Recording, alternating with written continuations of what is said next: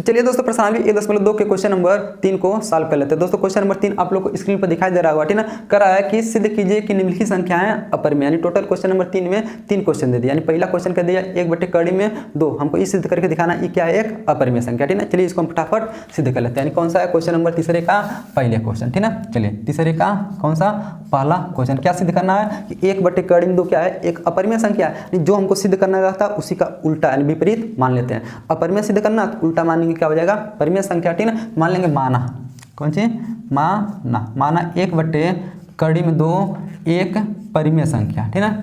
एक परिमेय संख्या है, परिमेय संख्या। अब जब परिमेय संख्या है तो इसको हम क्या कर लिख सकते हैं, इसको हम बट्टे के रूप में लिख सकते हैं, आराम से बट्टे के रूप में लिख सकते हैं। इसलिए हम जानते हैं परिमेय संख्या बट्टे के रूप में रहता है P/Q के रूप में। इसलिए 1/2 में 2 बराबर कितना हो जाएगा, P/Q हो जाएगा, ठीक ना।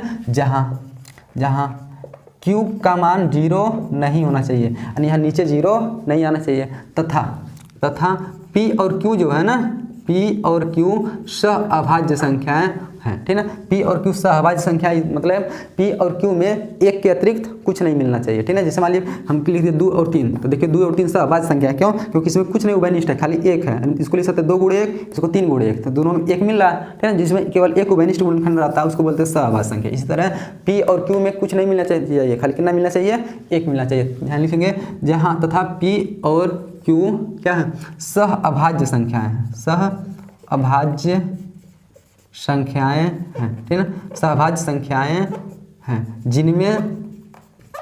जिनमें केवल एक उभयनिष्ठ गुणनखंड है, जिसमें केवल एक उभयनिष्ठ गुणनखंड है।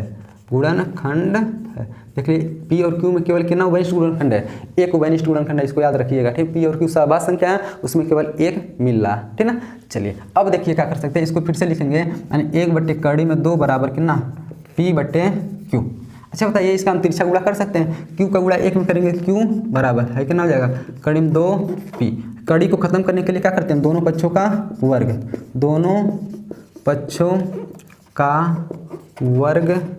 करने पर, दोनों पक्षों का वर्ग करेंगे कितना मिल जाएगा, यहाँ बचेगा Q² बराबर है 2P²। 2 को इधर लाएंगे क्या हो जाएगा, Q²/2 बराबर P²। इसको पहले इसको बाद में लिख सकते हैं। P² बराबर क्या मिल जाएगा हमको, Q²/2।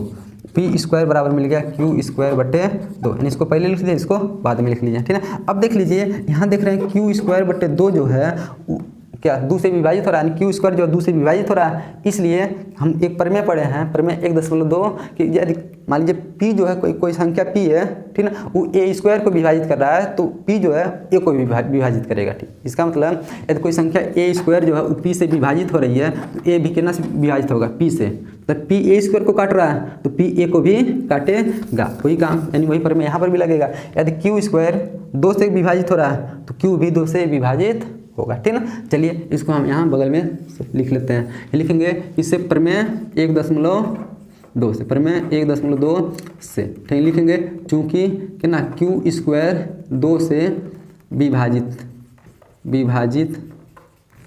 हो रहा है, ठीक ना, हो रहा है। जब Q² 2 से विभाजित हो रहा है तो इसलिए Q भी 2 से विभाजित होगा, 2 से विभाजित होगा, ठीक है। Q भी 2 से विभाजित होगा।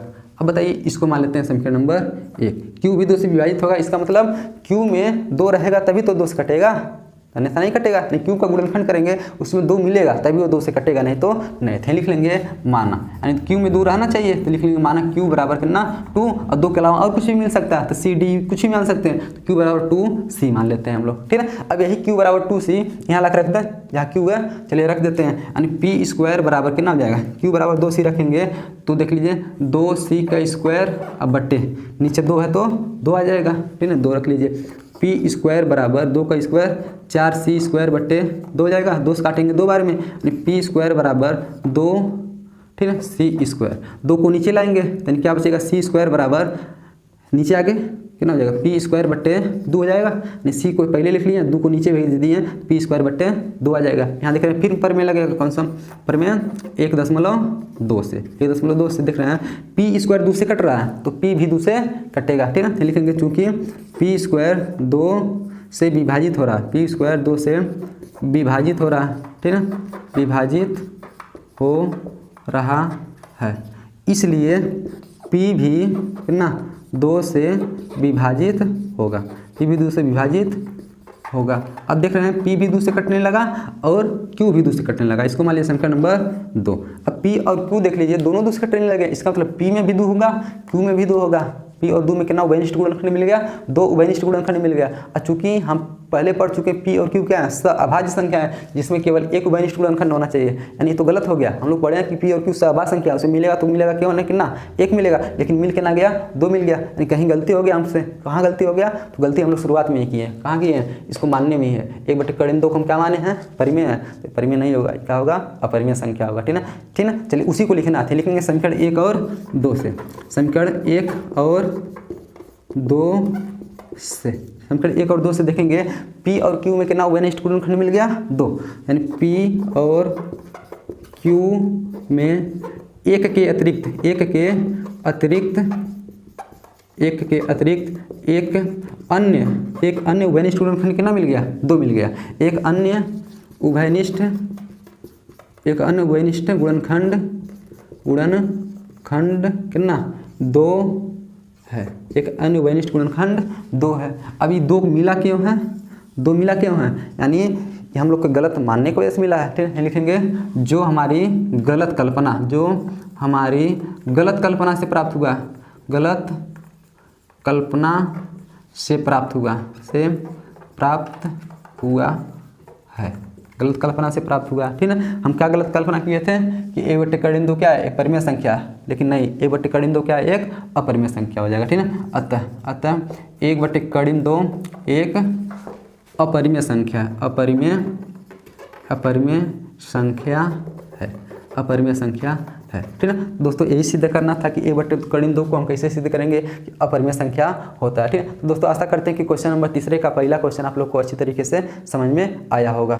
तो चलिए दोस्तों प्रश्न 2 के क्वेश्चन नंबर 3 का दूसरा क्वेश्चन सॉल्व कर लेते हैं। क्वेश्चन 3 का दूसरा क्वेश्चन आप लोग को स्क्रीन पर दिखाई दे रहा होगा, ठीक है। यानी हमको यह सिद्ध करना है कि 7 × 5 कैसे एक अपरिमेय संख्या होता है, ठीक है। यानी कितना सिद्ध करना है, यानी क्वेश्चन नंबर कौन सा, 3 का दूसरा क्वेश्चन है, हमको सिद्ध करना है कि क्या सिद्ध करना कि 7 × 5 क्या है, एक अपरिमेय संख्या है। तो हम बताए हैं जो सिद्ध करना रहता है उसी का उल्टा मान लेते हैं, ठीक है। चलिए मान लेंगे हम लोग, माना 7 × 5 क्या है, एक परिमेय संख्या, एक परिमेय संख्या है, ठीक है, एक परिमेय संख्या। अब इसको जब परिमेय संख्या मान लिए तो हम लोग इसको बटे के रूप में लिख सकते हैं, आराम से लिख सकते हैं, ठीक है। चलिए लिख सकते हैं, इसलिए क्या हो जाएगा 7 × 5 बराबर कितना P/Q, जहाँ Q क्या नहीं होना चाहिए, 0 नहीं होना चाहिए, जहाँ Q ≠ 0 तथा P और Q क्या होना चाहिए, पूर्णांक होना चाहिए, तथा P और Q पूर्णांक है, ठीक है, पूरा अंक होने चाहिए, P और Q क्या है, पूर्णांक है।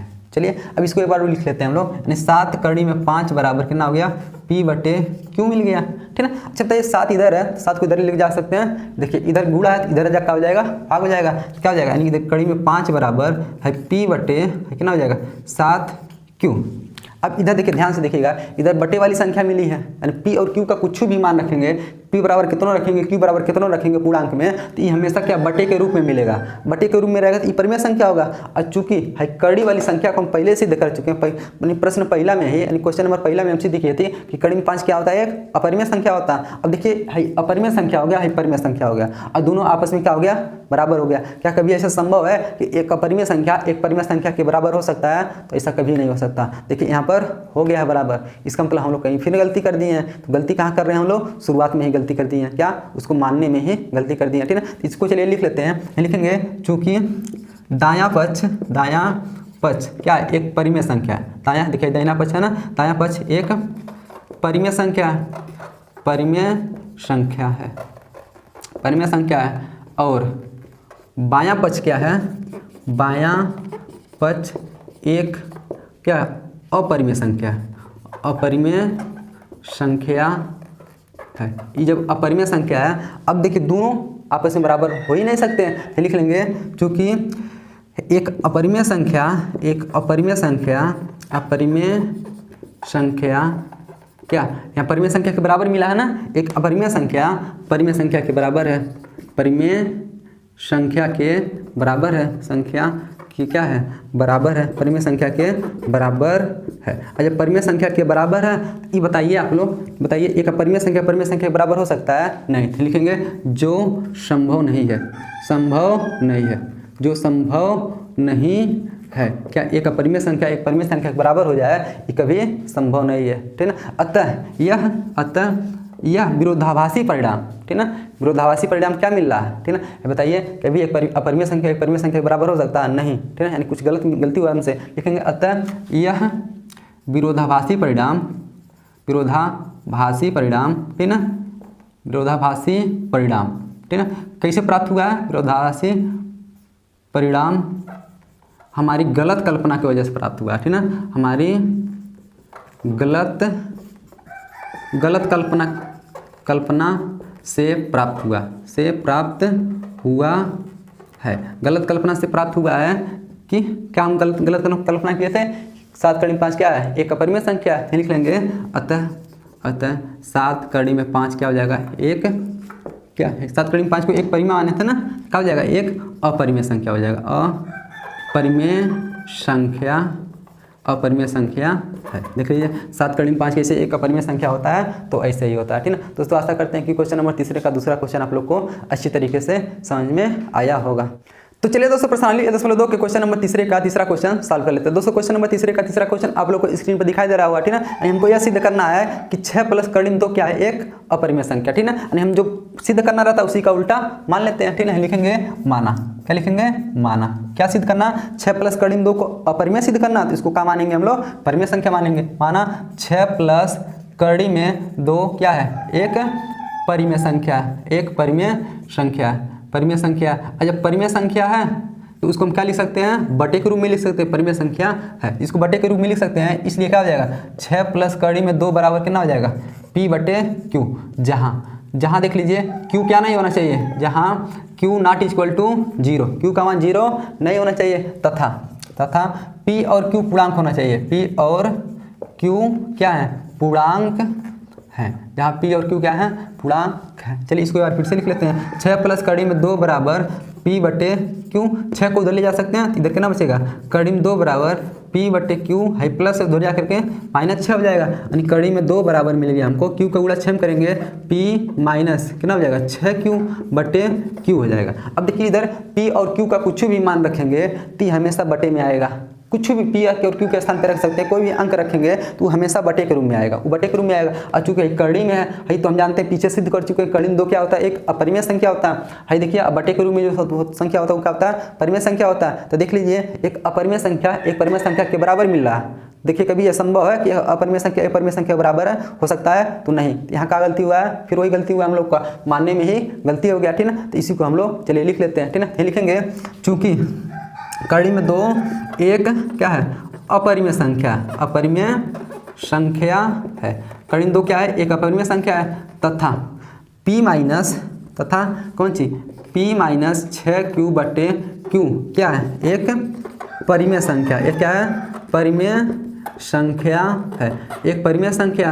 अब देखिए एक अपरिमेय संख्या एक परिमेय संख्या के बराबर हो सकता है, देखिए दोनों हमको बराबर मिल गया। लिखेंगे एक अपरिमेय संख्या एक परिमेय संख्या के बराबर नहीं हो सकता। देखिए हमको क्या मिला है? एक अपरिमेय संख्या परिमेय संख्या बराबर मिल गया ना। बताइए ऐसा हो सकता है कभी? नहीं। लिखेंगे कि एक अपरिमेय संख्या एक अपरिमेय संख्या एक अपरिमेय संख्या किसके?